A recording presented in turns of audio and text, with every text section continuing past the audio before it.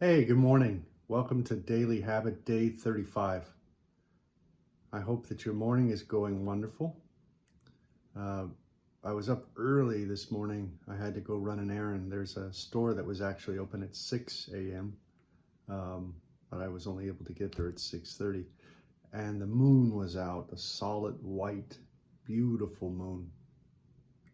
It's amazing sometimes when you just stop and notice things, and it was just beautiful. It was a little chilly, but it was still beautiful. So today we're going to continue reading from The Dash by Linda Ellis and Mac Anderson, Making a Difference in Your Life. And we're actually reading how The Dash, the poem itself, has impacted different people's lives.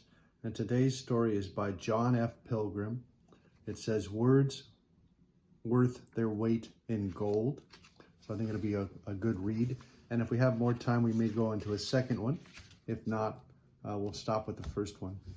If you haven't subscribed, I really appreciate it. When you do, please feel free to do that. It's always wonderful.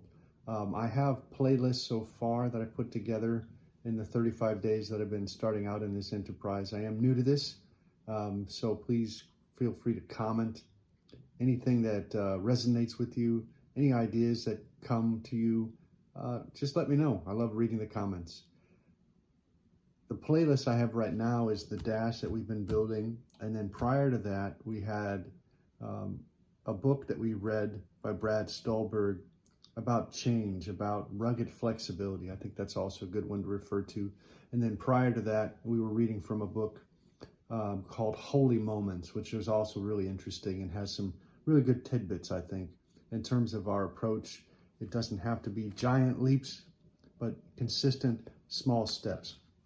So that's the idea behind this, is to consistently each day jump in and read and accumulate and think about ideas, talk about it, and ultimately just reach out to those, to just talk about something that I find interesting, and really just to dust off a lot of the old books that I had laying around that I just haven't taken the time to read. A lot of times I stop and start. So thank you so much again for tuning in. So let's go ahead and get started. I think this is a good story today, so appreciate it. When I read the poem The Dash and watched the short movie that accompanied the poem, I was immediately moved. I was determined to share the poem with my friends and coworkers. Fortunately, I worked in a senior role with a direct influence on hundreds of pharmacy managers, pharmacists, and health professionals for the largest nonprofit HMO in the world. And before I was done, all of them heard and read The Dash. I shared with every manager that they could not effectively lead unless they knew who they were and why they served others. And I selected The Dash as the inspiration that allowed me to serve in the way I did. I gave hundreds of copies of The Dash to the managers, doctors, and pharmacists alike. Every time a gift was given, I explained my daily ritual of watching The Dash and then taking about 30 minutes to pray and meditate before really starting my day. I wanted all to know that I just didn't show up in a cheerful, optimistic mood. My day was governed by preparation to make sure my daily dash was good for me and affected others positively. That statement right there is really, really interesting. I think in many ways that's what I'm trying to capture myself, is building the right foundation, the right attitude. It takes practice, and you have to go at it in a way that you create a habit. Over the years, I watched the service scores rise and rise, and I believe much of this improvement was nurtured by individuals who realized that they made a difference in the lives of those around them. I was proud to witness people grow at work, and that growth followed them into their homes. I retired in late 2009, and those who worked with me sent hundreds of emails a month telling me of the things they have done positively for others. I came out of retirement in October of 2011 and have a daunting job in front of me as I try to build a team of professional winners in a new pharmacy environment. One of the first things I did was to buy every new pharmacist a copy of The Dash and told them if they want to know how I think, to please read the book. But more importantly, to read it for themselves because it would improve their lives. The Dash is so moving that when others stop to hear it, their lives are literally changed. Mine was. It has helped me to have a vision of what is important and what isn't, and has made me realize how we all interact with others as we progress on this journey of life. Words that provide loving direction are worth their weight in gold. You come to the planet with nothing, and you leave with nothing. So you better do some good while you're here. Author Alex Van Halen. As I was reading this, was reminding me of my MBA, my master's degree that I got in international business and trade.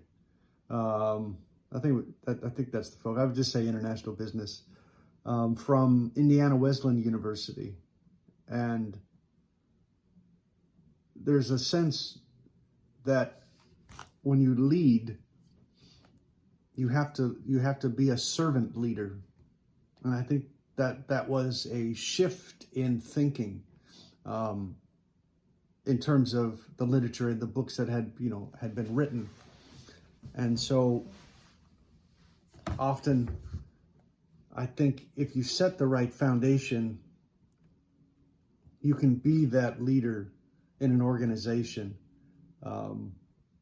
that helps people in their overall life and focus and career. It's not purely numbers, although it's super important, as we've talked about before. It's that thing we were talking about before. It's finding that balance, because if you find the right mix, the book like Good to Great, I can't remember the author, and again, unfortunately in there, they were using Wells Fargo as the example. But when you get to the top of the mountain, everybody wants to get to that top of the mountain. They want to replace you, so it does happen. So Wells Fargo fell into a trap with some problems at their branches, but ultimately the idea behind it is finding the right mix so that you have less friction. And so then as you build momentum, that momentum creates those leaps. It's not you're not forcing those leaps, but it happens because of the momentum created by the environment in which you build. So I like this one because it reminds me of a lot of things that I'd like to accomplish in my own workplace. Not that I do it as well as this, as John is mentioning here. So I think I will reference back to this one. I think it's a really good point. I also like the idea of the 30 minutes to pray and meditate before really starting your day. And I think that's what I'm trying to do here myself in this process of reading in the morning and taking some time with the beautiful sunlight that's coming out, with the moon that came out in the morning when I had an errand to run. Getting connected to people around you, making sure to say hello, to smile, to be kind, to the things that we've talked about as we've gone through this. I think that connectedness helps so much more than you realize. And if we all can continue to kind of work on that, we can build, a better society together. So I thought this was a really good one. I liked it. It kind of was in tune with, my day-to-day And then tomorrow, we're going to get into Inspiring Others to Live Their Dash by Mark Burek. So you come to the planet with nothing and you leave with nothing. So you better do some good while you're here. I think that's right. Well, again, I hope you're having a wonderful week. I believe today is Thursday and we're almost up on the weekend. So hopefully you have plans. If not, hopefully you have things on your to-do list. Keep focused, keep plugging away. Make it a great day. Talk to you again tomorrow. Thanks for tuning in. Bye.